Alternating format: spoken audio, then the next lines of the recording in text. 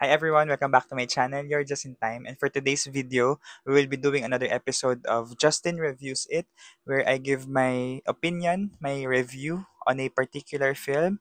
And for this vlog, it will be about everything about you, starring Janeline Mercado and Dennis Trillo under GMA Pictures. So let's go.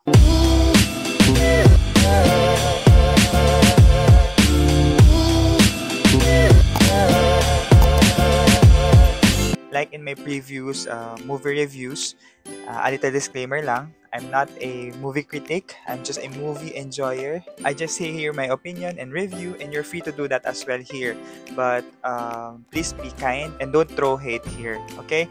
Also, I may be saying spoilers on the featured film, and so if you don't want to be spoiled, don't watch this movie review just yet. And if after you've watched the film, you can compare our notes, because in reality I really jot down notes while watching the film so that I will remember what to say in this movie review. Okay. Like in my previous reviews, we'll start with the number of people I watched it with. Actually, hindi ko naman siya nabilang talaga, pero estimation lang is it's like 10 to 15 people or 10 to 20 people. Most of them are seniors. I think that's normal since it's a Wednesday and hindi rin naman kasi masyado na advertise masyado na market. Nakabasa lang ako sa TikTok ng ilan and sa YouTube nag-recreate si Janeline at saka si Dennis. Doon ko lang nalaman na meron din talaga silang movie. Alam ko naman na may movie na sila, pero hindi ko alam na i-release na pala this week. So, doon ko lang nalaman. That's more than the previous film that I've watched. The last film that I've watched in the cinemas. XX Lovers. So, yeah. I've watched it at 2 p.m. dito sa Rob Malolos. So, yun. What I plan doing here in my review, I'll make it more organized. I will review first the story, and then the characters, and then the editing, if I may say some about it, because I'm not really an expert, especially in editing. And then on the actors, okay. And then after that, I'll say the good points and the bad points of the film, and then I'll say my rating, okay. So we'll start with the story. Although I will not tell you the whole story, I also didn't watch the trailer of this film, even the teaser. My initial impression of the plot is that it was really fast-paced. Because at first, hindi naman din agad nagbigay ng background story yung movie. Parang bigla na lang din silang nagkaroon ng nag-meet up, naging mag-asawa, and then nag-focus na dun agad sa conflict, which is yung pakikipagpustahan niya dun kay Samuel B.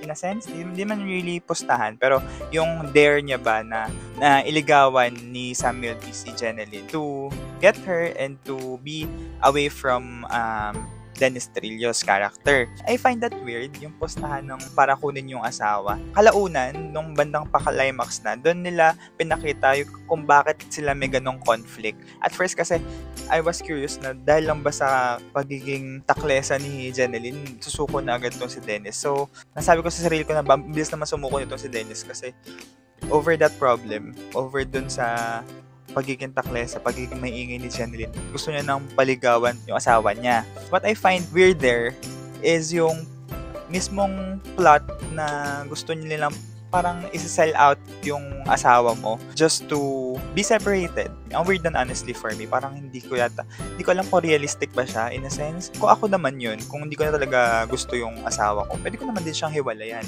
Pwede ko naman siyang sabihin direkta. Pero yung take niya is paligawan sa ibang lalaki na para maalis lang sa'yo, sa maging separated kayo. Hindi mo ba kayang gawin yun on your own? Hindi mo ba kayang mag-man up para hiwalayan yung asawa mo? Diba? Yung ganun ba? So, medyo weird yung take na yun for me. Parang medyo selfish yun sa lalaki na gusto pa niyang maging yung blame ay doon sa asawa niya para wala siyang guilt na nararamdaman. So, medyo alangan ako dun sa ganong plot. Siguro for movie purposes or comedic purposes, siguro ginawa nila yun. Ginamit nila yung ganong plot, pero realistically, I don't think that's moral. Posible, pero siguro 1 in a 1 million couple. Ganyan. Ewan ko. Yung dalawang main characters dito ay si Dom na ginagampanan ni Dennis Trillo at si Imogen na ginagampanan ni Jenalyn. Si Dom ay na love at first sight kay Imogen sa isang fan meeting niya with a Korean superstar.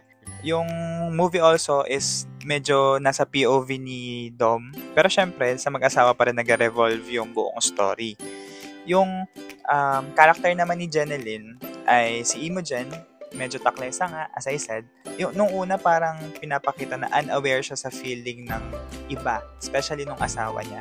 So, dahil nga hindi masyado nagbigay ng background story doon sa bandang una, so I believe na ganun nga siya. Kaya siya hihiwalayan ni Dom, ni Dennis. Kahit na medyo mababaw yun, di ba? Parang,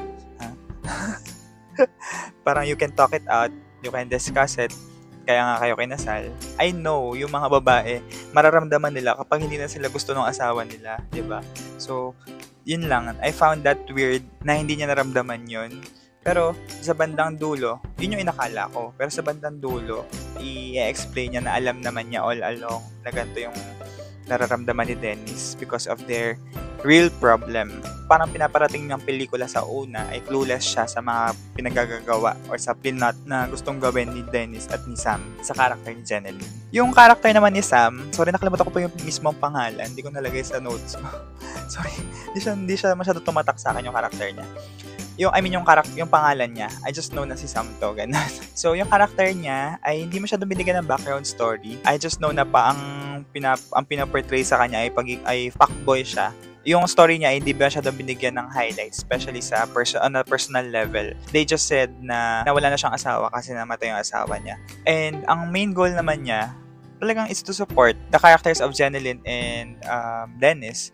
And that is na siya yung maging way para paghiwalay yung dalawa. I don't think na I see chemistry in Jenalyn and Sam. So, pero siguro ang nag-work, kaya naman dali ni Jenalyn yung mga scenes. Especially, di ba, alam naman natin na magaling sa ganito si Jenalyn sa mga rom-com. Another one, I noticed also that there are lots of extra characters here. Yung hindi lang basta-basta character. Hindi lang basta-basta actor. Si Carmi Martin, si Nova Villa, si Ruby Ruiz. Ano ba? Basta, si Ruby Ruiz ba yun? Oo. Kumbaga, budgeted tong pelikula na to. Nandito rin si attorney Annette Gozon. Naging character din siya dito as a lawyer. Tapos si Romnick Sarmienta, lawyer din dito. So, madaming extra characters and I think gusto din naman nilang pagandahin talaga yung pelikula. So, doon naman tayo sa mga actors talaga. Hindi lang doon sa basta characters nila. Si Jenalyn, I had high expectations of her in this film because I know she is like one of the bests in terms of romantic comedy films. I've watched her films, yung English Only Please, yung Just the Three of Us. Pwede siyang ihilera kila Tony G sa pagdating sa mga comedic timing, maganda yung comedic timing niya. Pati meron din siyang unique way of expressing nuances as an actor. So, I had high expectations of her and hindi naman niya ako binigo. Definitely, isa siya sa mga nagdala nitong pelikula, yung siya and yung character niya and yung pag-acting niya. Tapos meron doon isang confrontation scene na ang galing-galing niya umiyak na madadala ka din. Na ewan ko, isa yun sa nagustuhan kong scenes doon sa kasi I saw doon sa other scenes kasi medyo comedy lang, pero dito sa doon ako nagkaroon ng emotion baga. Doon ako nag-connect. Si Dennis naman, I must say na appealing siya talaga as an actor. Although I don't think na siya, nasa rom-com side of filmmaking. I think nasa siya dramatic actor side, 'di ba? Although I know na he can do both naman, pero I still think na he fits the drama more than the comedy. What I wrote here in my notes is that he can still portray a character that's younger than him. Kasi yung mga characters nila dito parang mga nasa late 20s to early 30s yung ganap. To think na ganun yung mga characters na pinoportray niya. Mukha talaga siyang bata, di ba? Meron ding mga nakakatawang scenes si Dennis, pero kasi yung ganung hindi siya siguro pang plot funny. Yung funny niya is yung sa TikTok yung ganun ba? Yung parang weird funny siya, yung ganun. Si Sam naman, actually parang mas may chemistry si Sam tsaka si Dennis.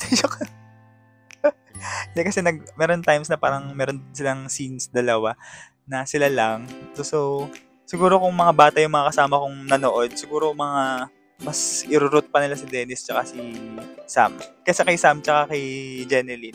Ayun. So going to the movie as a whole, yung shots ng film, parang it's teleserye-like. I've watched a lot of Star Cinema films, as you know, kasi madalas silang naglalabas ng mga pelikula recently. Pero I know yung GMA Pictures, I've watched a lot of good films from GMA Pictures na kaso hindi nila na-sustain, but in the recent years, yung Green Bones and yung last year na pelikula na sa MMFF, and even yung Balota. Ang ganda nun. Ang pinaka gusto kong mga pelikula na galing sa GMA Pictures ay yung Moments of Love. Tama ba? Moments of Love ba yung title nun? Basta yung kay Ding Dong tsaka yung kay Karil. Tapos yung kay Robin tsaka kay Regine na parang nasa ranch sila or something. Nakalimutan ko yung title. Tsaka yung kay Angel and Richard na namatay si Angel dun sa movie na yun. Nakalimutan ko yung title, sorry po. It's a good thing na bumabalik sila sa film scene. Kaso nga lang, ito medyo naging makaluma yung style nung shots. Hindi siya extraordinary enough para mapahanay dun sa mga ganong films. Sa totoo lang po. That was my impression.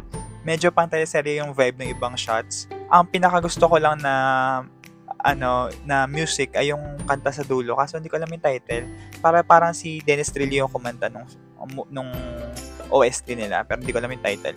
Doon sa pelikula din, medyo marami nangyayari. As a viewer, we have to deal with a lot of things din and emotion while watching the film. Meron time doon sa movie na parang gulong-gulo din si Jeneline dun sa nangyayari sa buhay niya sa pelikula. And hindi ko relate. Na-confused din kasi ako medyo. Ang daming inopen na small plots pero hindi na nasabayan. So, ang good points ng film for me ay it tackles in real life problems. That these problems can really have a big impact on the family. Yung about sa jealousy, yung about sa absence of your partner that makes your heart grow fonder. Gumamit pa ng quote. Pero I feel like it's true, that one.